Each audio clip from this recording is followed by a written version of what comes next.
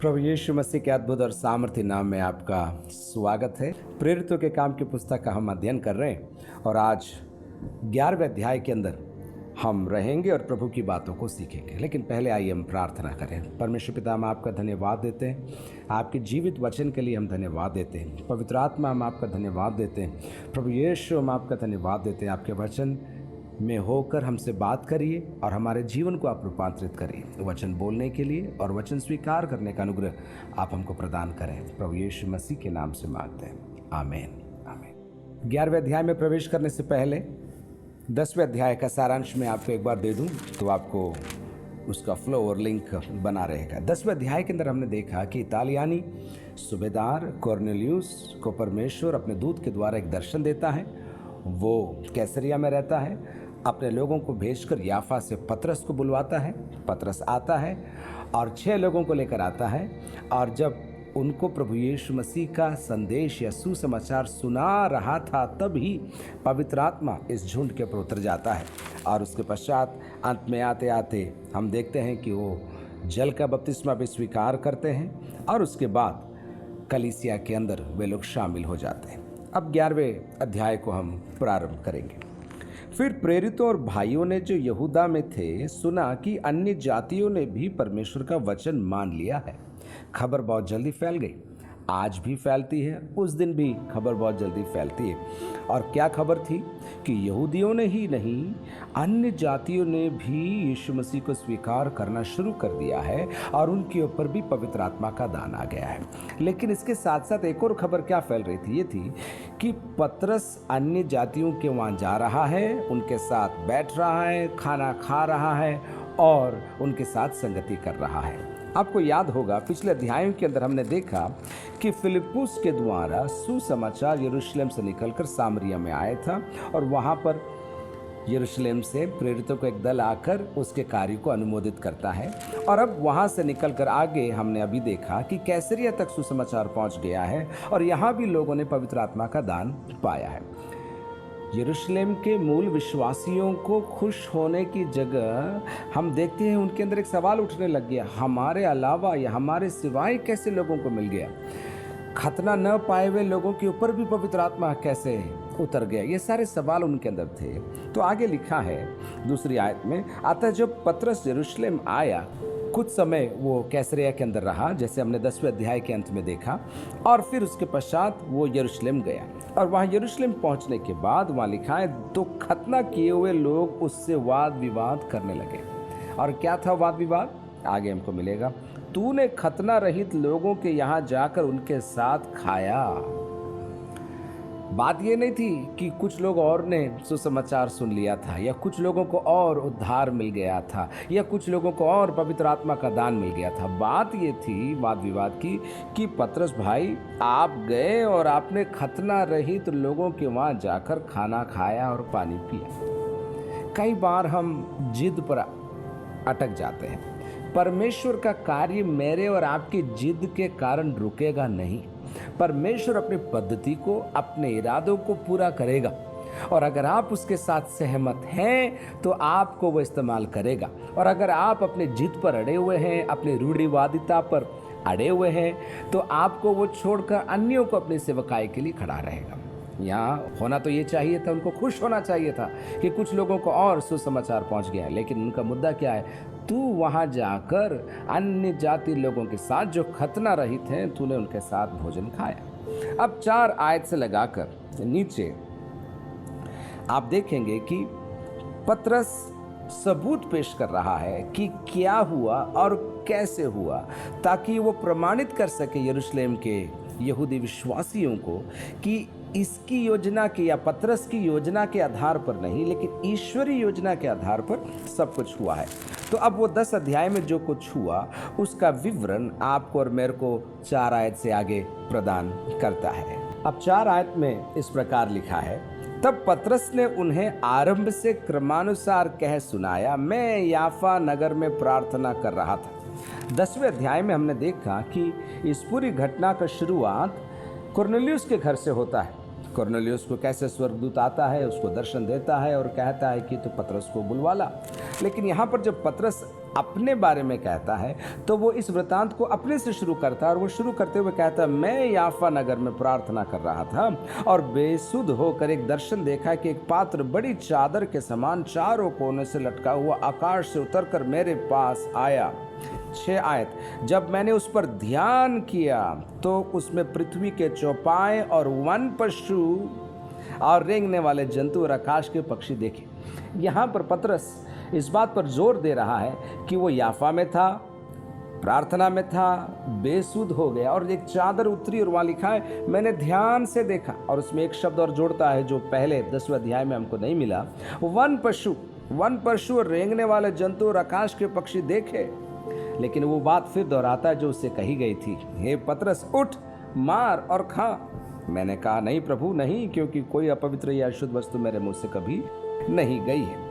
अब आप देखते वही बात कि 3 बार उससे कहा गया, और उसके बाद जिसे परमेश्वर ने शुद्ध ठहराया उसे तू अशुद्ध न कहे, उस बात को उसके सुनने वालों को पतरस पेश करता है। वो ये कह रहा है कि ये मेरी ताकत से नहीं था, मेरी योजना से नहीं था, मैं तो याफा में प्रार्थना करता और बेसुध हो गया था, और तब परमेश्वर ने मुझे मानो 3 और 4 बार अलग अलग तरीकों से मुझे जगाया। पहली बार तो 3 बार उसको दर्शन दिया, उसको तैयार किया और कहा तुझे जाना है, जिसे मैंने शुद्ध ठहराया उसे तू अशुद्ध मत ठहरा।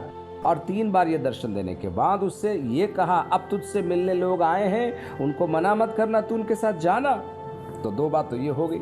कॉर्नेलियुस के घर पर पहुंचता है, वहां पर गवाही मिलती है, और आप देखेंगे इस पद्यांश के अंदर कॉर्नेलियुस का नाम नहीं है, लेकिन इस बात को उसके सुनने वाले समझ रहे होंगे, समझ चुके होंगे। इस बात का ध्यान रखते हुए पतरस अपने वृतांत को पेश करता है।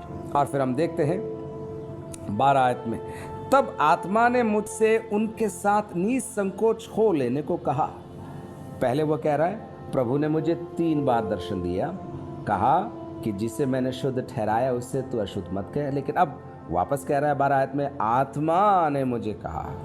तो ये स्थापित कर रहा है उसके सुनने वालों को कि ये मेरी योजना या मेरी प्लानिंग से नहीं था, मैं तो जाना भी नहीं चाह रहा था, लेकिन प्रभु ने कहा जाओ, मना मत करना, इसलिए मैं गया। और फिर वो एक और सबूत देकर ये कहता है, तब आत्मा ने मुझसे उनके साथ निसंकोच हो लेने को कहा, और ये 6 भाई भी मेरे साथ हो लिए, और हम उस मनुष्य के घर गए। ये 6 भाई, अब वो संख्या देता है। पिछले अध्याय में उसने ये नहीं बताया था कि कितने लोग उसके साथ गए, लेकिन अब वो कह रहा है ये 6 भाई मेरे साथ हो लिए, और हम उस मनुष्य के घर, कॉर्नेलियुस का नाम नहीं लिया, उस मनुष्य के घर गए। उसने हमें बताया कि उसने एक स्वर्गदूत को अपने घर में खड़ा देखा। अब वो कॉर्नेलियुस का वृत्तांत अब पेश कर रहा है। पहले उसने अपनी आप बीती कही, अब कॉर्नेलियुस का नाम लिए बगैर वो अपने लोगों को बता रहा है कि उससे स्वर्गदूत ने क्या कहा और उसने उसके जवाब में क्या किया। अब देखिए 15 आयत देखिए, जब मैं बातें करने लगा, क्या बातें करने लगा, हमने 10वें अध्याय में देखा, वो यीशु मसीह ही प्रभु है, और भविष्यद्वक्ताओं का प्रयोग करते हुए वो ये स्थापित कर ही रहा था। 15 आयत में, जब मैं बातें करने लगा तो पवित्र आत्मा उन पर उसी रीति से उतरा जिस रीति से आरंभ में हम पर उतरा था। उसी रीति से जिस प्रकार हम पर यरूशलेम में कुछ समय पहले उतरा था, वैसे ही उन पर भी उतरा। देखिए 16 आयत में अब वो एक और बात जोड़कर पतरस अपने श्रोतागणों को कहता है, तब मुझे प्रभु का वो वचन स्मरण आया जो उसने कहा था, यूहन्ना ने तो पानी से बपतिस्मा दिया, परंतु तुम पवित्र आत्मा से बपतिस्मा पाओगे। और अब उनको वो तैयार कर रहा है, प्रिपेयर कर रहा है कि ये सुसमाचार केवल यहूदियों के लिए ही नहीं था उस समय और अब भी, लेकिन अब नए लोगों को ये दिया जा रहा है, और ये परमेश्वर के पुत्र प्रभु यीशु मसीह की प्रतिज्ञा के आधार पर हो रहा है। इसलिए वो प्रभु का नाम लेकर वो कहता है, और वो प्रभु का वचन मुझे स्मरण आया, यूहन्ना ने तो पानी से बपतिस्मा दिया, परंतु तुम पवित्र आत्मा से बपतिस्मा पाओगे। 17 आयत, अतः जब परमेश्वर ने उन्हें भी वही दान दिया जो हमें प्रभु यीशु मसीह पर विश्वास करने से मिला था, तो मैं कौन था जो परमेश्वर को रोक सकता? मैं कौन था जो परमेश्वर को रोक सकता? यहूदी लोग जो विश्वासी थे सुन रहे थे सारी बातें, और गवाह भी साथ में थे 6 लोग कि क्या क्या हुआ, कैसे इसको दर्शन मिला, कैसे कॉर्नेलियुस को दर्शन मिला, और कैसे इसके संदेश देते समय ही पवित्र आत्मा उनके ऊपर उतरा, और ये तो मानो स्वर्ग ने उनको तैयार किया, स्वर्ग ने उन्हें चुना, स्वर्ग ने उन्हें अनुमोदित किया। ये सारी बातें सुनकर हम देखते हैं 18 आयत के अंदर, देखिए, ये सुनकर वे चुप रहे। यहूदी विश्वासी जो यरूशलेम और यहूदिया में थे, ये सुनकर वे चुप रहे और परमेश्वर की बड़ाई करके कहने लगे, तब तो परमेश्वर ने अन्य जातियों को भी जीवन के लिए मन फिराव का दान दिया है। 18 आयत में हमने देखा ये सुनकर वे चुप रहे। ये 11वां अध्याय है। 15वें अध्याय में जब हम आएंगे तो हम देखेंगे वहाँ फिर ये लोग बात करने लगेंगे अन्य जातीय विश्वासियों के विषय में और खतने के विषय में, लेकिन अभी ये लोग चुप हो गए। ये सुनकर वे चुप रहे और परमेश्वर की बड़ाई करने लगे, स्तुति करने लगे। याद रखिए, आपको और मेरे को ध्यान देना है कि परमेश्वर जब कार्य करता है वो उसकी योजना के आधार पर करता है, उसके टाइम टेबल के आधार पर करता है। वो चुनता है, वो भेजता है। कलीसिया हो या सेवकाई, मेरा जीवन हो या आधुनिक लोग हो जो प्रभु यीशु पर मसीह पर विश्वास करेंगे, इन सब के पीछे परमेश्वर का हाथ है। वो भेजता है, वो संदेश देता है, वो मन फिराव का अवसर देता है, वो लोगों को तैयार करता है और उनको उठाता है। और यहाँ देखिए क्या हुआ, तब तो परमेश्वर ने अन्य जातियों को भी जीवन के लिए मन फिराव का दान दिया है। एक बात मैं आपको बताऊं, यहूदियों के आदि पिता इब्राहिम के समय से परमेश्वर ने प्रतिज्ञा दे रखी थी, क्या, कि सब जातियों के लोग तुम में या तुझसे आशीष पाएंगे। और मलाकी की पुस्तक पहले अध्याय की 11 आयत में ये प्रतिज्ञा और बखूबी और स्पष्ट तरीके से परमेश्वर ने अपने दास के द्वारा कही। मैं आपके लिए पढ़ूंगा मलाकी की पुस्तक पहला अध्याय 11 आयत में लिखा है, क्योंकि उदयाचल से लेकर अस्ताचल तक जाति जाति में मेरा नाम महान है। जाति जाति में मेरा नाम महान होगा। उनको मालूम था ये होना है, लेकिन जब ये हो रहा था तो उनको समझ में नहीं आ रहा था। अक्सर जब परमेश्वर कार्य करता है तो लोग घबरा जाते हैं कि हमसे पूछे बगैर कैसे हुआ, हमें बताया नहीं, हमें मालूम नहीं पड़ा।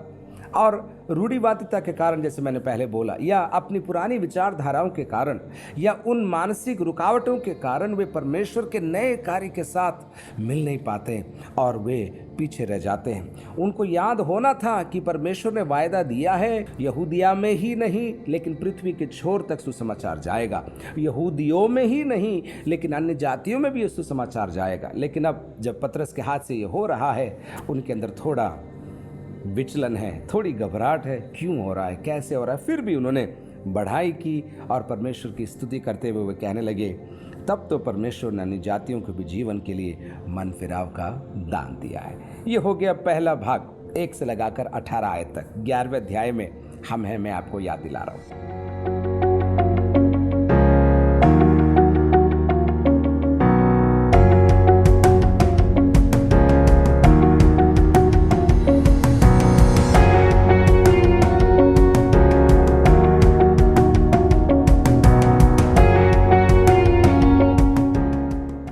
अब 19 आयत से लगाकर 30वीं आयत तक अब अंताकिया की कलीसिया के बारे में लूका हमको बताएगा।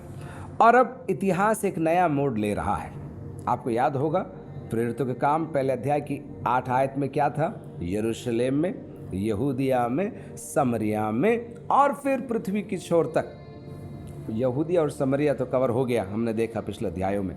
अब 11वें अध्याय के अंदर यह सुसमाचार आगे जा रहा है, दुनिया के कोने कोने तक वो जाएगा और उसकी शुरुआत हो चुकी है।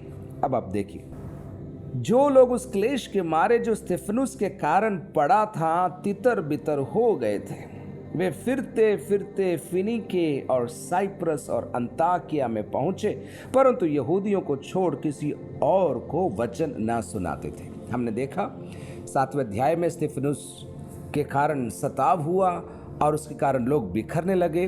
8वें अध्याय में हमने देखा कि फिलिपुस जब यरूशलेम छोड़कर जाता है, समरिया में सुसमाचार सुनाता है और वहाँ लिखा है जहाँ जहाँ लोग गए हुए प्रभु यीशु के बारे में बताते गए। अब आप यहाँ पर आए हैं 11वें अध्याय की 19 आयत में और आप देख रहे हैं फिनीके और साइप्रस पहले आ चुका है, आपको याद होगा। 4 अध्याय के अंदर बरनबास के लिखा है वो साइप्रस का रहने वाला था। ओके, तब हम आगे चलते हैं। फिनीके और साइप्रस और अंताकिया में पहुंच गए। अंताकिया एक प्रमुख शहर था रोम साम्राज्य के अंदर। ऐसा कहते 3 बड़े शहर थे। पहला रोम था, उसके बाद अलेक्जेंड्रिया और उसके बाद ये अंताकिया। बड़ा शहर, करीब करीब 5 लाख लोग रहते हैं, अलग अलग जाति के लोग, अलग अलग वर्ग के लोग। एक कमर्शियल, एक बिजनेस सेंटर था, व्यापार का केंद्र था। पूर्व से पश्चिम से चारों तरफ से लोग आकर रहकर कामकाज करने वाला एक जोश से, उमंग से, व्यापार से भरा हुआ शहर अंताकिया था। और अब देखिए, जितने लोग यरूशलेम छोड़कर सताव के कारण गए, वे लोग सुसमाचार सुनाते हुए जा रहे हैं। और फिनीके पहुंच गए, वहाँ भी सुसमाचार सुनाया। साइप्रस पहुंच गए, वहाँ भी सुसमाचार सुनाया। अंताकिया पहुंच गए, वहाँ भी सुसमाचार सुनाया। लेकिन एक बात लूका वहाँ लिखता है, वहाँ कहता है यहूदियों को छोड़ किसी और को वचन ना सुनाते थे। यहूदियों को ही वो लोग वचन सुनाते थे। और हम 20 आयत में पढ़ते हैं, परंतु उनमें से कुछ साइप्रसवासी और कुरैनी थे। साइप्रसवासी और कुछ लोग जो साइप्रसवासी और कुरैनी थे, अंताकिया में आकर यूनानियों को भी प्रभु यीशु मसीह के सुसमाचार की बातें सुनाने लगे। देख रहे हैं, यहूदियों में सुसमाचार फैल रहा है अंताकिया में, लेकिन कुछ लोग प्रभु की आत्मा से प्रेरणा पाकर, निडर होकर, हमने पिछले अध्याय में देखा, हियाव से अब यूनानियों को भी सुसमाचार सुना रहे हैं। 21, प्रभु का हाथ उन पर था, बहुत बढ़िया, और बहुत लोग विश्वास करके प्रभु की ओर फिरे। आप देखिए, हमने पहले देखा फिलिप्पुस का नाम आया, उसके बाद हमने देखा पतरस का नाम आया, अन्य प्रेरितों का नाम आया, लेकिन यहाँ हम देख रहे हैं किसी का नाम नहीं है। गुमनाम विश्वासी हैं, लेकिन प्रभु की सामर्थ्य से भरकर गवाही देने के लिए वो तैयार है। और जब वो गवाही दे रहे हैं, अपने यहूदी कौम के मध्य ही नहीं, गैर यहूदी यूनानियों के बीच में वो सुसमाचार सुना रहे हैं। और क्या फल मिल रहा है देखिए आप, प्रभु का हाथ उन पर था। बीच में एक बात बोल दूं, आप यीशु के नाम को उठाएंगे, यीशु का नाम आपको उठाएगा। मेरे पिताजी स्वर्गीय डॉक्टर थॉमस मैथ्यूस की बाइबल में एक किसी का कहा हुआ कथन लिखा था, जो ये बाइबल उठाएगा, ये बाइबल उसको उठाएगी।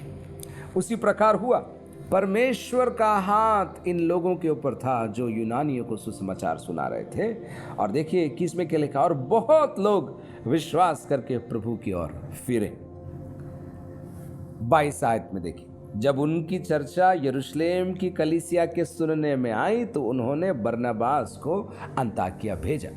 समरिया में जो हुआ उसकी खबर उनको यरूशलेम में मिली थी, तो पतरस और यूहन्ना भेजे गए थे। और अब अंताकिया में जो कार्य हो रहा है और चेलों के द्वारा हो रहा है, जिनका नाम नहीं दिया गया है, उसकी चर्चा जब यरूशलेम में पहुंची तो यरूशलेम की कलीसिया ने अब किसको भेजा? बरनबास को भेजा। हम बरनबास से पहले मिल चुके, 4 अध्याय में। वो साइप्रसवासी है, उसने ज़मीन बेचकर प्रेरितों के चरणों पर उसका धन रख दिया। उसके बाद हमने पिछले अध्याय में देखा कि कैसे उसने शाऊल को स्वीकार किया और यरूशलेम के प्रेरितों के सामने पेश किया। बार बार वो प्रोत्साहन के पुत्र के रूप में पेश हो रहा है। और अब प्रोत्साहित करने के लिए वो यरूशलेम से कहाँ जा रहा है? अंताकिया जा रहा है। वह वहां पहुंचकर और परमेश्वर के अनुग्रह को देखकर आनंदित हुआ और सबको उपदेश दिया कि तन मन लगाकर प्रभु से लिपटे रहो। अब आप देख रहे हैं, बरनबास अंताकिया पहुंच गया और वहां देख रहा है कि क्या यहूदी क्या यूनानी, वे लोग प्रभु में आनंदित हो रहे हैं, प्रभु में बढ़ रहे हैं, प्रभु का काम उधर हो रहा है। और ये सब देखकर बरनबास आनंदित हो गया।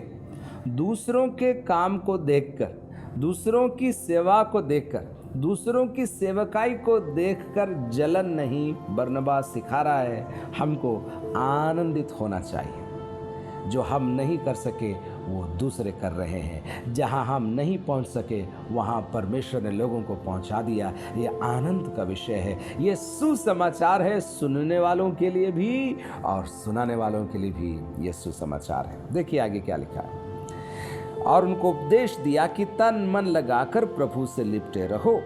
वह एक भला मनुष्य था। अब बरनबास के गुण फिर से एक बार और लूका उठाकर दिखा रहा है। वह एक भला मनुष्य था और पवित्र आत्मा और विश्वास से परिपूर्ण था, और अन्य बहुत से लोग प्रभु में आ मिले। पहले से प्रभु का काम हो रहा था, बरनबास वहां गया। वो एक भला मनुष्य था, पवित्र आत्मा और विश्वास से परिपूर्ण था, और उसके वहां पहुंचने के कारण काम और बढ़ गया। मानो आग में घी डल गई और काम तेजी पकड़ने लगा। जब काम बढ़ने लगा, अंताकिया में विश्वासी बढ़ने लगे, बरनबास चाहता तो वहीं रुककर senior pastor, director of ministries Antakya title लगाकर, रेवरन आगे और पीछे न जाने कितनी डिग्री लगाकर अंताकिया में बैठ सकता था। लेकिन बरनबास को मालूम था परमेश्वर यहाँ कार्य कर रहा है, मुझे वो यहाँ लेकर आया है, और जो मैं कर सकता हूँ करूँगा, लेकिन इस काम को बढ़ाने के लिए मुझे कुछ और लोगों की मदद चाहिए। और इसलिए आगे लिखा है, तब वो शाऊल को ढूंढने के लिए तरसुस में चला गया। आपको याद होगा पिछले अध्यायों में हमने पढ़ा था 9 अध्याय के अंदर 30 आयत में कि विश्वासी लोग शाऊल को बचाने के लिए कैसरिया लेकर आए और वहां से जहाज में चढ़ाकर उसको तरसुस भेज दिया था। और अब वो 7-8 साल वहां रहा होगा, हम ऐसा अनुमान लगा सकते हैं। और अब उसे ढूंढने के लिए बरनबास जाता है। कहाँ से? यरूशलेम से नहीं, अंताकिया से वो तरसुस जाता है शाऊल को लेकर आने के लिए। उसको याद था शाऊल परमेश्वर के द्वारा चुना हुआ दास है। उसको ये मालूम था कि अन्य जातियों में सेवकाई के लिए शाऊल चुना गया। उसको ये भी मालूम था शाऊल जब बात करता था तो उसके ऊपर अभिषेक था, तर्क वितर्क करने का और लोगों को विवश करने का, समझाने की सामर्थ्य शाऊल में थी। ये बरनबास को याद था। इसलिए उसने क्या किया, जब अंताकिया की मंडली बढ़ने लगी, संख्या बढ़ने लगी, उसके आने के कारण और काम बढ़ने लगा, तो वो क्या करता है, तरसुस जाता है, शाऊल को ढूंढ कर लाता है। और देखिए, जब वो उससे मिला तो उससे अंताकिया लाया, यानी कि बरनबास शाऊल को लेकर आया। और ऐसा हुआ कि वे 1 वर्ष तक कलीसिया के साथ मिलते और बहुत लोगों को उपदेश देते रहे, और चेले सबसे पहले अंताकिया ही में मसीही कहलाए। आप देख रहे हैं, बरनबास गया तरसुस से, शाऊल को लेकर आया। 1 साल तक इन दोनों ने मिलकर मेहनत की अंताकिया की मंडली के अंदर, और बहुत प्रभावशाली कलीसिया खड़ी हो गई। यरूशलेम में अगर यहूदियों को पहुंचने वाली, सुसमाचार देने वाली मूल कलीसिया कार्यरत थी, तो अन्य जातियों के लिए एक मिसाल के रूप में परमेश्वर ने अंताकिया की कलीसिया को खड़ा किया। और हम यहाँ देख रहे हैं बरनबास और शाऊल मिलकर 1 साल तक वहाँ मेहनत करते हैं। लेकिन एक रुचिकर बात लूका हमसे कहता है 26 के अंत में, और चेले सबसे पहले अंताकिया ही में मसीही कहलाए। इतिहासकार लोग इस प्रकार कहते हैं और कई लेखक भी कहते हैं कि अंताकिया के रहने वाले लोगों को मजाक उड़ाया करते थे। उनके पास धन था, मान था, सम्मान था, इसलिए हर किसी का मजाक उड़ाने के लिए वो लोग जाने जाते थे। अगर हेरोद के लोग थे तो वो हेरोदी उनको कहकर मजाक उड़ाते थे। और हुआ यूं, अब तक लोग यीशु के पीछे चलने वालों को पंथी कहते थे। यीशु पंथी या विश्वासी या भाई, ऐसे शब्दों का प्रयोग होता था। लेकिन अंताकिया में क्या हुआ, मजाक मजाक में मसीह के लोगों को मसीही कहकर उनका मजाक उड़ाया जाने लगा। लेकिन मजाक तो क्या हुआ, जिनके लिए मसीही कहा गया उन्होंने इसको सही अंदाज में बात को ले लिया और उनके लिए नाम चल गया मसीही, यानी कि मसीह के।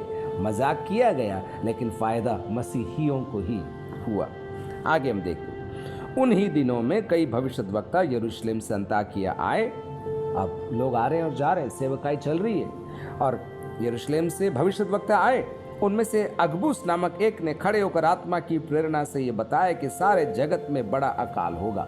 इतिहासकार बताते हैं, विशेषकर के योसेफुस जैसे इतिहासकार, कि उस समय पर सचमुच कई देशों में अकाल पड़ा था, और वह अकाल क्लौदियुस के समय पर पड़ा। अन्य अकाल के समयों से इसको अलग हटाकर दिखाने के लिए लूका क्लौदियुस राजा का भी नाम बोलता है।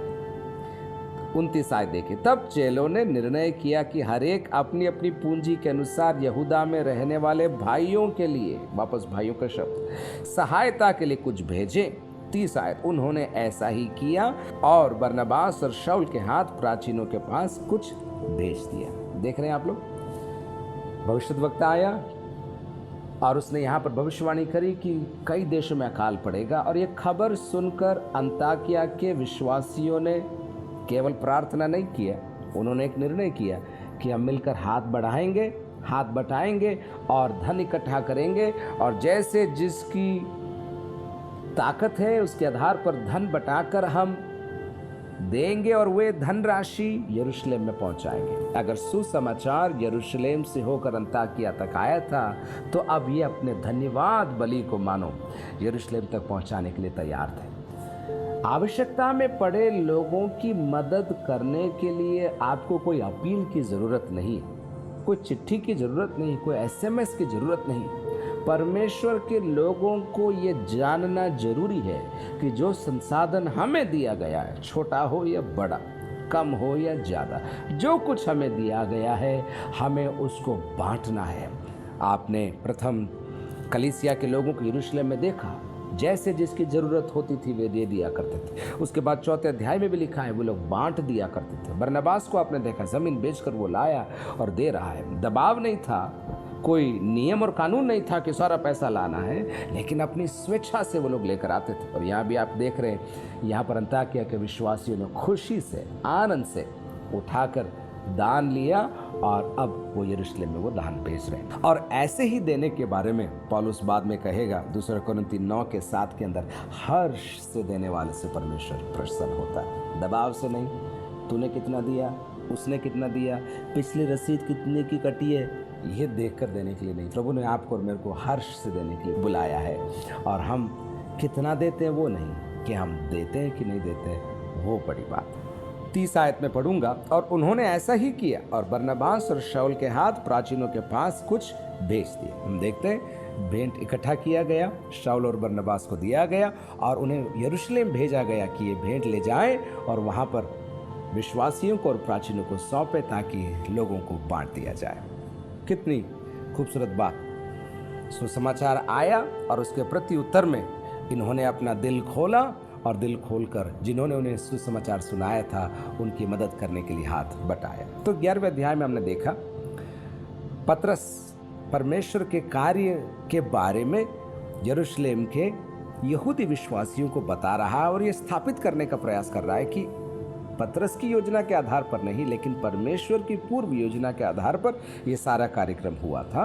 और जब उनको ये खबर मिली और सारे गवाहों के बारे में उन्होंने सुना तो उन्होंने 18 आयत में हमने देखा वे चुप हो गए, लेकिन कुछ समय के लिए, और परमेश्वर की बड़ाई करने लगे और कहने लगे तब तो परमेश्वर ने अन्य जातियों को भी जीवन के लिए मन फिराव का दान दिया है। और उसके बाद हमने अंताकिया के कलीसिया के बारे में देखा, कैसे पहले तो लोग केवल यहूदियों को सुसमाचार सुना रहे थे, फिर कुछ आत्मा से भरकर हियाव के साथ यूनानियों को सुसमाचार सुनाने लगे। अंताकिया में काम होने लगे, परमेश्वर का हाथ उनके पर था। और जब विश्वासियों की संख्या बढ़ने लगी तो यरूशलेम से बरनबास भेजा गया और उसने जब सेवा वहाँ पहुंचकर करी तो और भी लोग बढ़ने लगे। और फिर वहाँ से बरनबास निकलकर तरसुस जाकर शाऊल को लेकर आता है। 1 साल वो लोग अंताकिया में रहकर कलीसिया को प्रभु का वचन सिखाते और उनकी उन्नति करते। और इस अध्याय के अंत में आते आते हमने देखा एक भेंट ली जाती है और वो भेंट अब यरूशलेम फिर पहुँचाती जाती है। परमेश्वर आपको बहुत बहुत आशीष दे।